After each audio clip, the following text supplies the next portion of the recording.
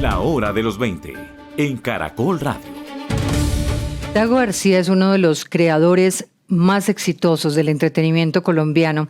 Es además el cerebro de El Paseo, que en diciembre creo que estrena la 8ª temporada, y de La Primera Vez, serie que va para su 4ª temporada también.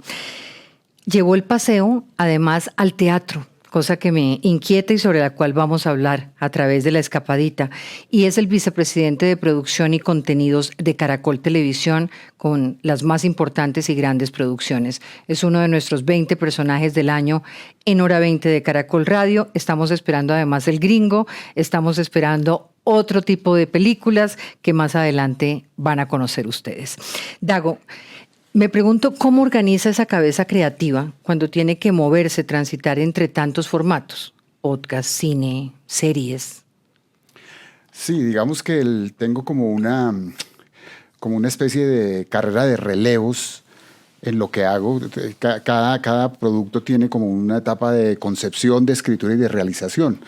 Y normalmente cuando estoy en realización de algún proyecto, estoy pensando en el otro y estoy como en las primeras de cambio en otro. Normalmente siempre tengo, no que me lo proponga, sino que ha sucedido así como 3 proyectos andando al mismo tiempo en la cabeza, pero cada uno en diferente etapa. Y curiosamente, eso ayuda a que haya una especie de relación solidaria entre todos. Es un poco extraño, pero funciona. Entonces, mientras estoy como pensando en qué puede ser una próxima película, estoy dirigiendo un montaje de teatro y estoy editando una película, que son 3 actividades diferentes, pero que como que terminan sacándolo a uno del marasmo de cada una de ellas y a mí me funciona. Entonces, digamos que la simultaneidad siempre ha sido como parte de mi quehacer profesional. Le decíamos a la audiencia que El Paseo va para la 8ª temporada, La Primera Vez para la 4ª. Siempre pregunto, ¿cómo logra mantener a la audiencia interesada después de tantas temporadas? O sea, ¿dónde está ese know-how, dónde está esa clave, ese secreto, ese estado del arte para que una serie pueda mantenerse en el interés de la audiencia? Yo creo que en el entretenimiento, y yo básicamente hago entretenimiento, todo pasa por la identificación, ¿no? Digamos que la gente o los que hacemos entretenimientos, lo que vendemos son emociones, ¿no? Esto es los productos nuestros siempre están buscando generar una emoción en el espectador. Y la llave para entrar a la emoción es la identificación. En el caso del paseo, por ejemplo, que mencionas, pues es fácilmente identificable esa experiencia porque yo creo que todos en algún momento de nuestras vidas hemos armado ese paseo con la familia, en carro, a un destino lejano, y en esos paseos siempre pasan cualquier cantidad de cosas que luego alimentan esos cuentos que uno se echa cada que se reúne con la familia. Entonces ahí la identificación se da como por una experiencia compartida. En el caso de La Primera Vez tiene que ver como con el diseño de los personajes. Son también, casi todos tuvimos esa experiencia escolar en algún momento de la vida, casi todos tuvimos como ese tránsito de la infancia a la adolescencia, viviéndolo con nuestros compañeros, todos en un momento como que abandonamos la familia y nos volvemos tribu con los amigos. Entonces, cuando logras como expresar ese tipo de vivencias compartidas a cualquier nivel, logra la identificación de la gente y de la mano de la identificación de la gente logra la emoción. Entonces en eso somos muy cuidadosos los trabajadores del entretenimiento en convertirnos como una especie de notarios de nuestro tiempo, de mirar qué es lo que está sucediendo a nuestro alrededor para convertirlo en un contenido que logre esos niveles de identificación. Volviendo al tema de géneros, de formatos, pero específicamente en el tema de llevar El Paseo a teatro, pasar de la serie a las tablas, ¿qué desafíos planteó? Pues el paso del cine al teatro básicamente tiene el gran desafío de que en el teatro estás constreñido a un solo espacio. Digamos que en el cine y en la televisión los medios audiovisuales tienen la posibilidad de moverse, de generar acciones que ocurren en diferentes lugares. Cuando estás en el teatro estás constreñido al teatro y en ese sentido el teatro resuelve mucho o casi todo por la palabra. En el cine y en la televisión lo resuelve en una dialéctica entre la acción y la palabra, con mucho mayor componente de acción.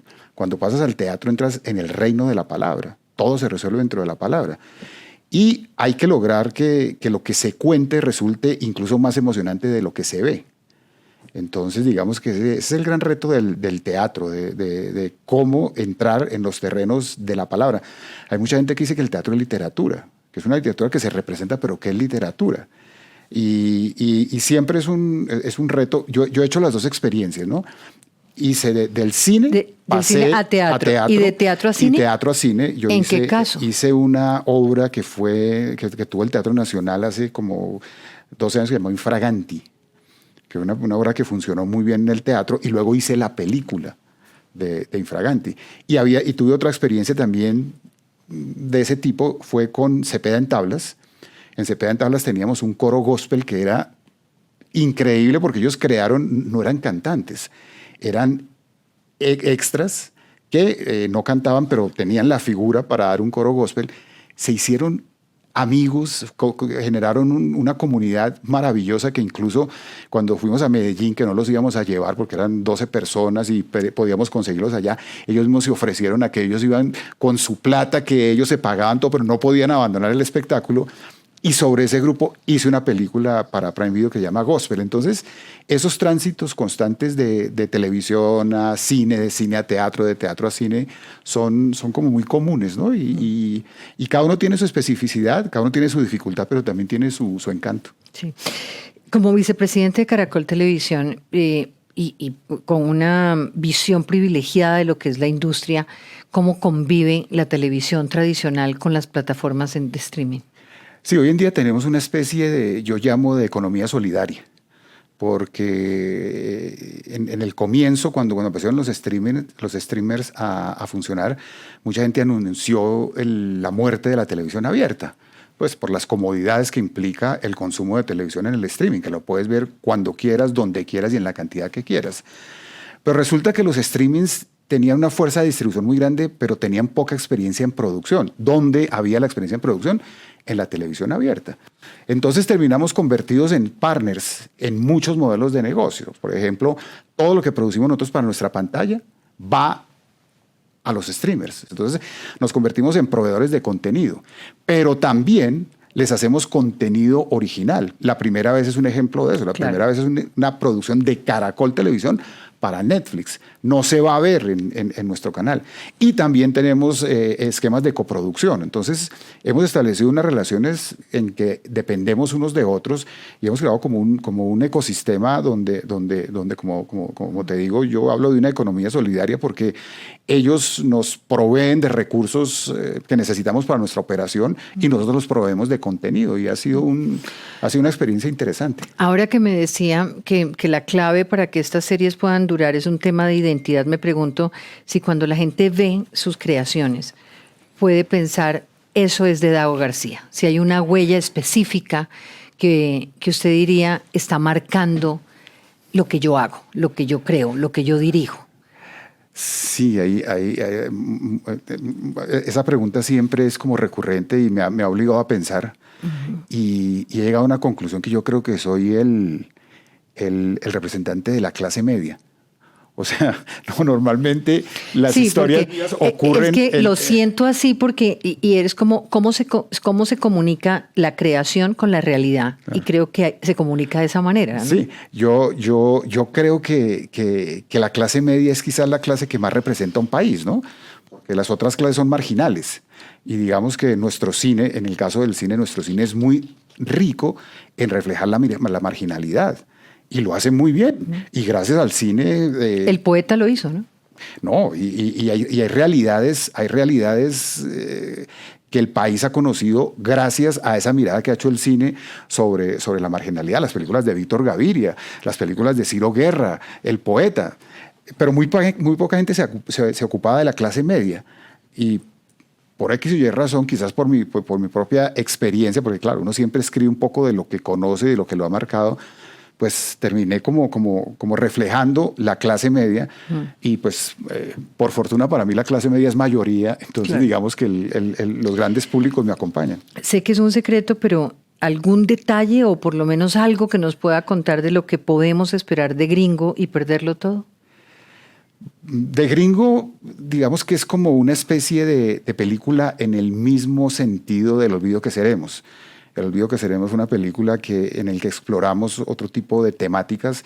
Es otra aproximación a la guerra que hemos vivido, a ese constante estado de zozobra que hemos vivido en este país. Y Gringo va en esa línea, ¿no? Con un tema muy sensible, pero también es como una aproximación a la guerra desde las relaciones humanas. Es una película que creo que estrenaremos en el segundo semestre del año entrante. Y tenemos con una plataforma andando, con Netflix, andando una serie que me tiene completamente feliz, que es una adaptación de uno de los libros más importantes de la literatura en los últimos años. No puedo contar mucho porque la plataforma eso es muy celosa. Pero me tiene ilusionadísima. Tú sabes sí. cuál es, pero entonces pero no podemos me quedo contar calladita, todavía, lo guardamos. pero yo creo que va a ser un proyecto que va a dar de qué hablar. Ha estado como también entrando como en otros formatos usted, microdramas animados. Sí, Caracol tiene una asociación con una productora que se llama Lumo, que es como una productora que se ocupa de tecnología en punta, de alta tecnología.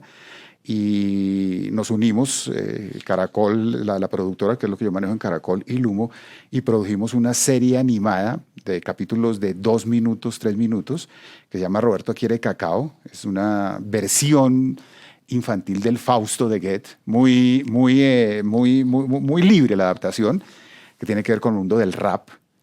Y hicimos una primera temporada para teléfono, para drama vertical, y nos fue súper bien. Entonces decidimos hacer la segunda temporada que está saliendo en estos días, y ya estamos preparando la 4ª temporada, y es un formato nuevo. Digamos que la digitalización ha permitido no solamente la ampliación de alternativas de distribución de contenido, sino también la exploración de múltiples formatos. Con Netflix también vamos a hacer un microdrama en otro formato diferente, no exactamente de corta duración, pero que también, tampoco puedo contar mucho, pero eso ya entra en producción empezando el año, y es una serie que también explora un formato diferente, y creo que esta época que estamos viviendo es una época así como es caótica, también es llena de oportunidades de experimentación. Sí. Pues ahí lo tienen, el rey del entretenimiento, aquí en Caracol Radio. La hora de los 20 en Caracol Radio.